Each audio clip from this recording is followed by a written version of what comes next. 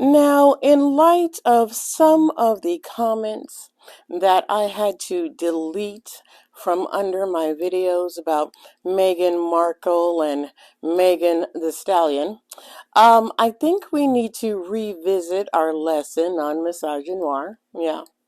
However, we're supposed to be discussing racism within the LGBTQIA plus community, as well as learning about the history that was never taught to us. Yes.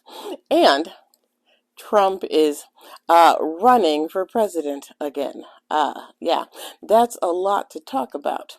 So, I've decided to dedicate a day to each of those topics. Yes. And this is a win-win for me because with the Adderall shortage, I have ADHD brain. Yes. So we're going to turn that negative into a positive. Yes. And we're going to talk about all those things. Yeah, yeah. So it's helping me too. Yeah. So, since I am still researching racism within the LGBTQIA plus community, yep, I like statistics. Yes, yes. We're going to hang out in Misogynoir for just a little bit longer. Yeah. And we're going to start with one of my favorite things, and that's defining. Yes, we're going to do some defining. Do y'all remember what we said misogynoir was? It's a term that was coined by Moya Bailey, okay? And misogynoir is the dislike of, contempt for, or ingrained prejudice against black women, okay?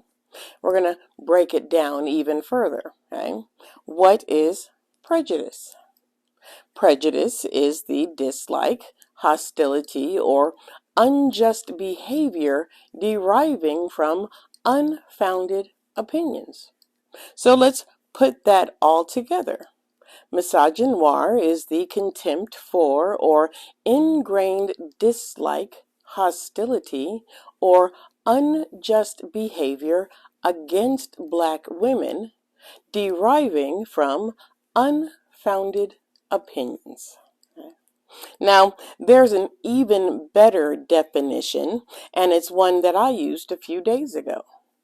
Misogynoir shows how sexism and racism manifest in black women's lives to create intersections and form oppression.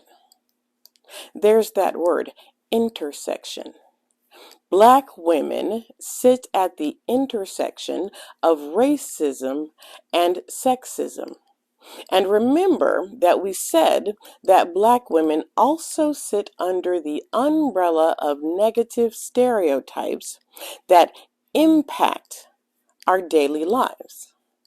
Now, there are 3 common negative stereotypes that are typically applied to black women regardless of the age. Now, if you don't believe me, go back to our lesson on the adultification of black girls. Okay? Now, do you remember the stereotypes that we talked about? The 3 main stereotypes. They are strong black woman, angry black woman, and Jezebel. Now, Jezebel says that black women are innately sexual, that they are hypersexual. It's a term that dates back to slavery and was created to justify white men violating black women and girls. Yes, I said girls. In fact, a Georgetown study shows that adults believe that black girls as young as 5 know more about sex than their white peers. Yeah. And then we've got our next stereotype, which is the strong black woman stereotype. This one says that black women are emotionally and physically strong, shows no emotion. She is independent and is a caretaker. She can take on anything and everything.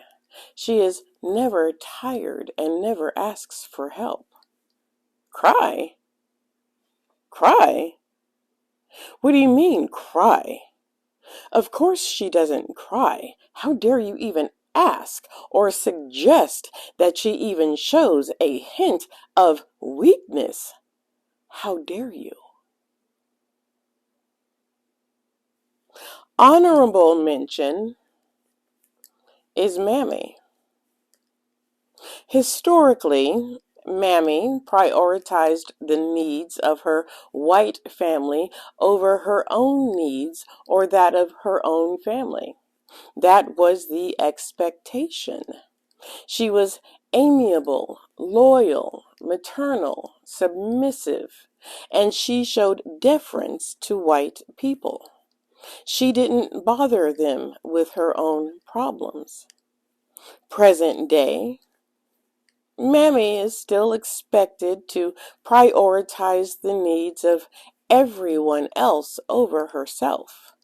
And she is still expected to be amiable and loyal, maternal, and she is not to bother others with her own problems. She's supposed to deal with that on her own time. And coming in at number 1 is the angry black woman. The angry black woman stereotype. Yeah. If a black woman disagrees, she's angry. If she voices her opinion, she's angry.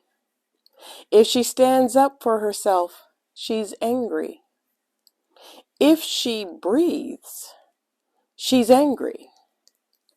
The angry black woman stereotype says that black women were just born angry.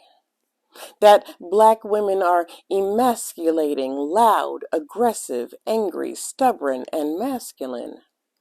Black women's passion and righteous indignation are misread as irrational anger.